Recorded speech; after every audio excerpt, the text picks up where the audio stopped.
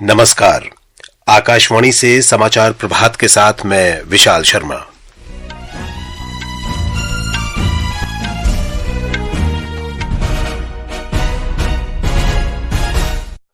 मुख्य समाचार। भारत की बेटियों ने क्रिकेट में इतिहास रचा। दक्षिण अफ्रीका को फाइनल में 52 रन से हराकर पहली बार आईसीसी महिला विश्व कप जीता। राष्ट्रपति, उपराष्ट्रपति और प्रधानमंत्री ने इस शानदार जीत पर महिला टीम को बधाई दी। प्रधानमंत्री नरेंद्र मोदी आज नई दिल्ली में भारत मंडपम में उभरते विज्ञान और प्रौद्योगिकी नवाचार सम्मेलन 2025 का उद्घाटन करेंगे। देश में अनुसंधान और विकास तंत्र को बढ़ावा देने के लिए 1 लाख करोड़ रुपए की अनुसंधान, विकास और नवाचार योजना निधि का शुभारंभ करेंगे। राष्ट्रपति द्रौपदी मुर्मू उत्तराखंड के गठन की रजत जयंती के अवसर पर आज देहरादून में विधानसभा के विशेष सत्र को संबोधित करेंगी। बिहार में विधानसभा चुनाव के पहले चरण का प्रचार चरम पर, कल प्रचार का अंतिम दिन। राजस्थान के फलौदी जिले में सड़क दुर्घटना में 15 लोगों की मृत्यु और अफगानिस्तान के हिंदुकुश क्षेत्र में 6.3 तीव्रता का भूकंप। अब समाचार विस्तार से। देश की बेटियों ने क्रिकेट में इतिहास रच दिया है। कल रात नवी मुंबई में आईसीसी महिला विश्व कप के फाइनल में भारत ने दक्षिण अफ्रीका को 52 रन से हराकर पहली बार विश्व कप जीता। सारे जहां से अच्छा हिंदुस्तान हमारा नया विजेता मिला है इस विश्व को, और वो विजेता है भारत। पहले बल्लेबाजी करते हुए भारत ने 7 विकेट पर 298 रन बनाए। जवाब में दक्षिण अफ्रीका की टीम 246 रन ही बना सकी। शेफाली वर्मा ने शानदार 87 रन बनाए और 2 विकेट भी लिए। उन्हें प्लेयर ऑफ द मैच घोषित किया गया। मैंने स्टार्टिंग में ही बोला था, भगवान ने यहाँ मुझे कुछ अच्छा करने के लिए भेजा है और आज बहुत ज्यादा खुशी है, वर्ड्स में बयान नहीं कर पाऊंगी। बट मुझे अपने आप पे कॉन्फिडेंस था कि मैं अपने आप पे बिलीव रखूंगी और अपने आप को काम रखूंगी तो मैं कुछ भी कर सकती हूँ। सबका बहुत ज्यादा सपोर्ट था, सब मुझे समझाते रहे कि हाउ टू प्ले एंड ये फाइनल कितने इम्पोर्टेंट है मेरे खुद के लिए, पूरी टीम के लिए। तो आज बस यही दिमाग में था, कैसे न कैसे रन बनाने हैं, टीम जीतनी चाहिए। फाइनल में 5 विकेट लेने वाली और पूरे टूर्नामेंट में शानदार प्रदर्शन करने वाली दीप्ति शर्मा को प्लेयर ऑफ द टूर्नामेंट का खिताब मिला। ये फाइनल रिजल्ट के बाद अभी ये ऐसा लग रहा है लाइक अ ड्रीम, अभी ऐसे, क्योंकि वो इमोशन जो है उससे अभी हम निकल नहीं पा रहे हैं। मैंने फाइनल में ऐसा कंट्रीब्यूट किया जो कि वर्ल्ड कप का फाइनल था। काफी अच्छा लग रहा है इस फीलिंग को लेकर। हमेशा हमने यही सोचा है कि मैच से हम कैसे टेक अवेज ले सकते हैं, चाहे जितना भी पॉजिटिव हो। मेरे को चैलेंजेस अच्छे लगते हैं, तो आज अगेन वही चीज मिली कि मेरे हाथ में बॉल था और बैट था। सबसे अच्छा मोमेंट और इस स्टेज पे जाके एज एन ऑलराउंडर परफॉर्म करना फॉर योर टीम से अमेजिंग नहीं हो सकता। कप्तान हरमनप्रीत कौर ने जीत पर प्रसन्नता व्यक्त करते हुए कहा कि पूरी टीम रणनीति बनाकर खेली। अभी तक वर्ल्ड कप में जो जर्नी अप एंड डाउन बहुत रहे, लेकिन जो हमने स्ट्रांगली अपने आप को इस टूर्नामेंट में रखा, बहुत अच्छा लग रहा है। हमारा यही माइंडसेट था कि फेयरलेस क्रिकेट खेलनी है। We exactly did the same thing कि हम लोग बहुत कैलकुलेटिव थे। हमारा बैटिंग एंड बॉलिंग दोनों डिपार्टमेंट पे हम बहुत ट्रस्ट करते हैं। कुछ मैचेस ऐसे रहे जो हमारे फेवर में नहीं रहे, बट स्टिल टीम का सेल्फ बिलीव था कि अभी भी वी हैव अ चांस, यहाँ पर हम लोग थिंग्स को अपने तरफ टर्न कर सकते हैं, और आज exactly we did the same thing. राष्ट्रपति द्रौपदी मुर्मू, उपराष्ट्रपति सीपी राधाकृष्णन और प्रधानमंत्री नरेंद्र मोदी ने विश्व कप जीतने पर भारतीय टीम को बधाई दी है।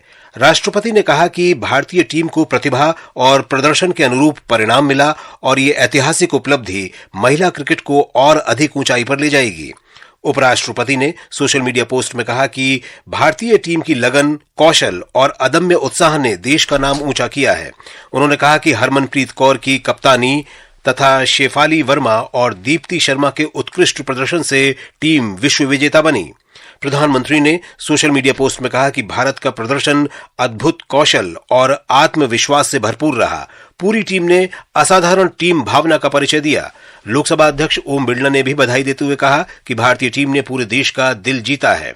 गृह मंत्री अमित शाह ने इस जीत को समग्र राष्ट्र के लिए गौरव का क्षण बताया। उन्होंने कहा कि टीम इंडिया ने देश का सम्मान बढ़ाया है। भारतीय टीम की उपलब्धि पर पूरे देश में जश्न का माहौल है। इससे पहले 2 बार भारतीय महिला टीम फाइनल में पहुंची थी और लेकिन इतिहास 2025 में रचा गया। ये समाचार आकाशवाणी से प्रसारित किए जा रहे हैं। ताजा समाचार जानने के लिए आप हमारे social media handle x@AIR News Hindi को फॉलो कर सकते हैं। समाचार प्रभात में आपका फिर स्वागत है। प्रधानमंत्री नरेंद्र मोदी आज नई दिल्ली में भारत मंडपम में उभरते विज्ञान और प्रौद्योगिकी नवाचार सम्मेलन 2025 का उद्घाटन करेंगे। वे सम्मेलन को संबोधित भी करेंगे। श्री मोदी देश में अनुसंधान और विकास तंत्र को बढ़ावा देने के लिए 1 लाख करोड़ रुपए की अनुसंधान, विकास और नवाचार योजना निधि का शुभारंभ करेंगे।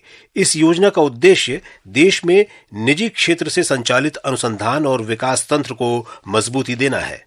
3 दिवसीय इस कॉन्क्लेव में शिक्षा जगत, अनुसंधान संस्थानों, उद्योग और सरकार, नोबेल पुरस्कार विजेता, प्रख्यात वैज्ञानिक, नवप्रवर्तक और नीति निर्माता सहित 3000 से अधिक प्रतिभागी शामिल होंगे। 11 प्रमुख विषयगत क्षेत्रों पर विचार विमर्श किया जाएगा, जिनमें उन्नत सामग्री और विनिर्माण, कृत्रिम बुद्धिमत्ता, जैव विनिर्माण, डिजिटल संचार, इलेक्ट्रॉनिक्स तथा अर्धचालक विनिर्माण, उभरती कृषि टेक्नोलॉजी, ऊर्जा, पर्यावरण और जलवायु, स्वास्थ्य तथा चिकित्सा टेक्नोलॉजी, क्वांटम विज्ञान और टेक्नोलॉजी और अंतरिक्ष टेक्नोलॉजी शामिल है। इस कार्यक्रम में प्रमुख वैज्ञानिकों के व्याख्यान, पैनल चर्चाएं, प्रस्तुतियां और टेक्नोलॉजी प्रदर्शन भी शामिल किए जाएंगे, जो भारत के विज्ञान और टेक्नोलॉजी पारिस्थितिकी तंत्र को मजबूत करने के लिए शोधकर्ताओं, उद्योग और युवा नवप्रवर्तकों के बीच सहयोग के लिए एक मंच प्रदान करेगा। अक्षित वैद्यान, आकाशवाणी समाचार, दिल्ली। राष्ट्रपति द्रौपदी मुर्मू आज उत्तराखंड के गठन के रजत जयंती समारोह के अवसर पर देहरादून में विधानसभा के विशेष सत्र को संबोधित करेंगी। ये सत्र राज्य की आध्यात्मिक और सांस्कृतिक विरासत, 25 वर्षों की विकास यात्रा और आने वाले समय की संभावनाओं पर केंद्रित रहेगा। सत्र में राज्य की प्रगति और भविष्य की दिशा पर विशेष चर्चा होगी। राष्ट्रपति के दौरे के मद्देनजर सुरक्षा के व्यापक प्रबंध किए गए हैं। राष्ट्रपति कल 3 दिवसीय भ्रमण पर उत्तराखंड पहुंची। वे आज नैनीताल राजभवन की स्थापना के 125 वर्ष पूर्ण होने पर आयोजित समारोह में भी शामिल होंगी। इसके बाद राष्ट्रपति कल नैनीताल में आयोजित विभिन्न कार्यक्रमों में भी शामिल होंगी। साक्षी सिंह, आकाशवाणी समाचार, देहरादून। उपराष्ट्रपति सीपी राधाकृष्णन आज 2 दिन के केरल दौरे पर हैं। उपराष्ट्रपति बनने के बाद ये राज्य का उनका पहला दौरा है। उपराष्ट्रपति सीपी राधाकृष्णन आज तिरुवनंतपुरम पहुंचेंगे। वे वहां से फातिमा माता राष्ट्रीय महाविद्यालय के हीरक जयंती समारोह में मुख्य अतिथि के रूप में भाग लेने के लिए कोल्लम जाएंगे। उपराष्ट्रपति कोल्लम में federation of Indian coir exporters association के सदस्यों से भी बातचीत करेंगे। मंगलवार को वे तिरुवनंतपुरम स्थित Shri Chitra Tirunal institute for medical sciences and technology का दौरा करेंगे। समिति की रिपोर्ट के साथ मैं अर्जुन शर्मा। बिहार में विधानसभा चुनाव के पहले चरण के प्रचार के लिए अब केवल 2 दिन बचे हैं। कल शाम इस चरण के लिए प्रचार बंद हो जाएगा। एनडीए और महागठबंधन के स्टार प्रचारक और वरिष्ठ नेता अपने उम्मीदवारों के समर्थन में प्रचार और मतदाताओं को अपने पक्ष में करने के लिए पूरा जोर लगा रहे हैं। बिहार विधानसभा चुनाव को लेकर विभिन्न पार्टियों के स्टार प्रचारकों और वरिष्ठ नेताओं ने अपने अपने पक्ष के प्रत्याशियों की जीत के लिए पूरी ताकत झोंक दी है। प्रधानमंत्री नरेंद्र मोदी ने कल 2 जनसभाओं को संबोधित किया और पटना में रोड शो में भाग लिया। श्री मोदी आज सहरसा और कटिहार में चुनावी रैलियों को संबोधित करेंगे। वहीं भाजपा के वरिष्ठ नेता और केंद्रीय गृह मंत्री अमित शाह भी आज शिवहर, सीतामढ़ी और मधुबनी में अलग अलग जनसभाओं को संबोधित करेंगे। कांग्रेस की राष्ट्रीय महासचिव और सांसद प्रियंका गांधी आज सहरसा में चुनावी जनसभा को संबोधित करेंगी। वहीं राष्ट्रीय जनता दल के नेता और महागठबंधन के मुख्यमंत्री पद के उम्मीदवार तेजस्वी प्रसाद यादव बक्सर, भोजपुर, सारण, पटना और नालंदा जिले में 15 जनसभाओं को संबोधित करेंगे। इसके अलावा AIMIM, जनशक्ति जनता दल, जन सुराज पार्टी के स्टार प्रचारक और नेता भी चुनावी सभाओं को संबोधित करेंगे। धर्मेंद्र कुमार राय, आकाशवाणी समाचार, पटना। जीएसटी उत्सव के अंतर्गत लागू की गई संशोधित जीएसटी दरों से देश भर के कई क्षेत्रों में लोगों को लाभ हो रहा है। नरेंद्र मोदी सरकार ने इसे 22 सितंबर को शुरू किया था। इस श्रृंखला में आज बात करते हैं कृषि क्षेत्र में नई जीएसटी दरें किसानों के लिए कैसे मददगार साबित हो रही हैं।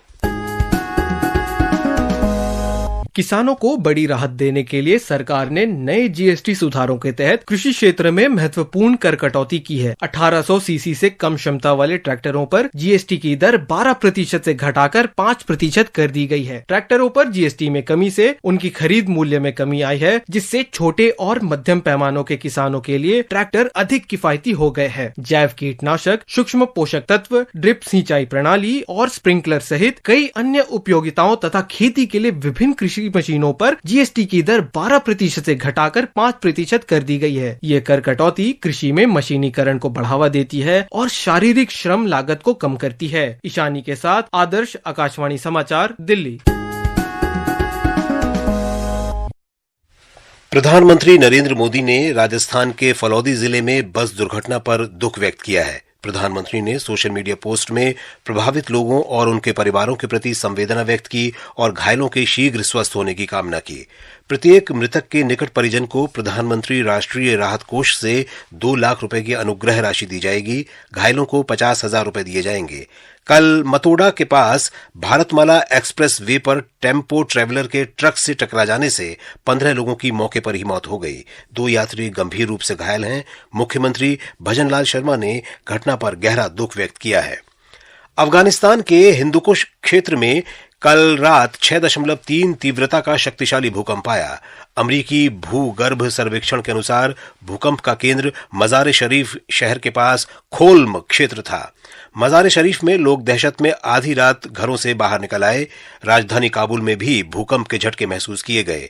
अमरीकी भूगर्भ सर्वेक्षण ने अपनी त्वरित भूकंप आकलन प्रणाली में ऑरेंज अलर्ट जारी किया है और आपदा के व्यापक असर से बड़ी संख्या में लोगों के हताहत होने की आशंका व्यक्त की है।